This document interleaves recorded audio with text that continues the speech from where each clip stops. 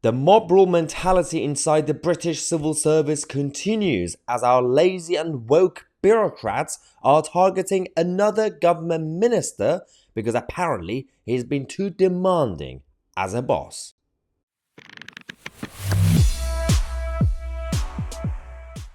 Hello, ladies and gentlemen. Welcome to the channel that challenges the mainstream media and the political establishment, from the left-wing nutters to the globalist elite. Okay, we've talked about Dominic Raab a lot quite recently, the civil servants who decided to start a case against him that he's a bully, he's been quite demanding as a boss, and the report came out and said, well, all the allegations against him, especially shouting at people or throwing things around, that was untrue. Same thing they did with Priti Patel and many others.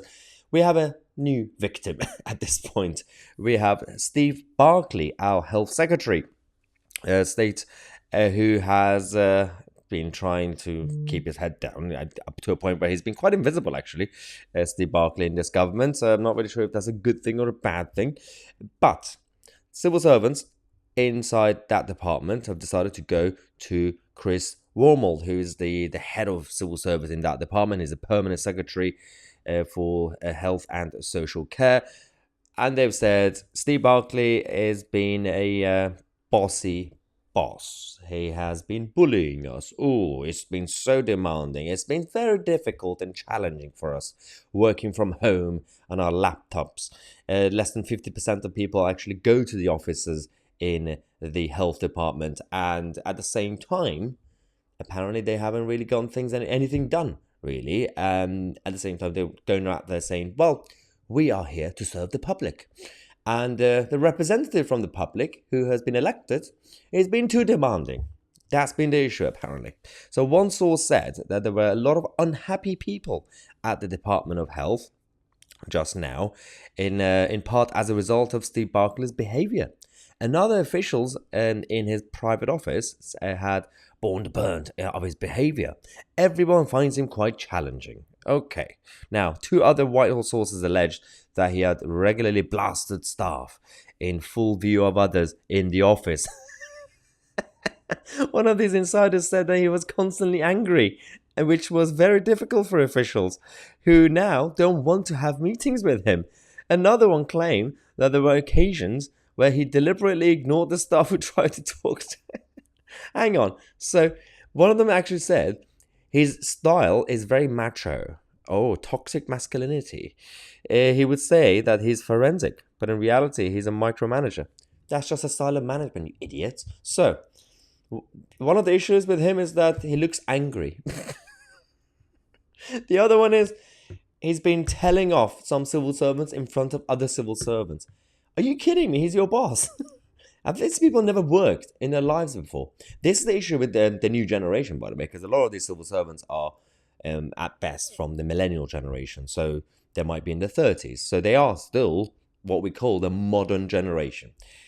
The days of tough work is gone. If your boss tells you off, you could accuse them of being the devil at this point. It's so embarrassing. Now, one of Steve Barclay's allies denied the allegations over his conduct, saying that these allegations are totally untrue. No complaint has been made about Steve Barclay at the HSC or any other department. One official who had worked with Steve Barclay previously claimed that while he was tough to work for, he wasn't unreasonably so.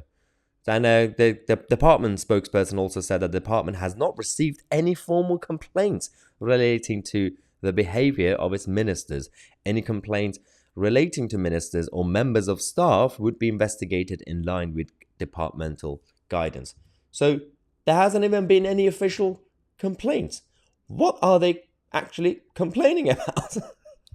This is, again, mob rule mentality. They're getting the mainstream media to create stories and shift the narrative to force him out. This is basically a semi-mini coup that's happening inside the British establishment. If they don't like a government minister, all they have to do is pick up the phone to one of the newspapers, create a story, and get them cancelled on a societal level, even if there are no actual allegations. There is no formal complaints, but you can still get cancelled at this point. It's very bad.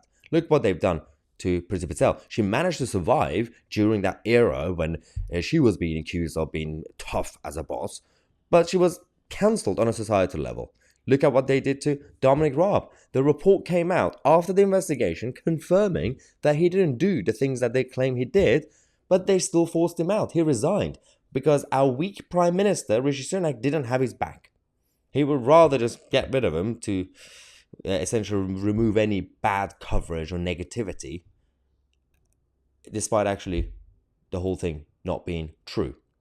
It's not really healthy for our democracy. Who is actually in charge? Who is running the system?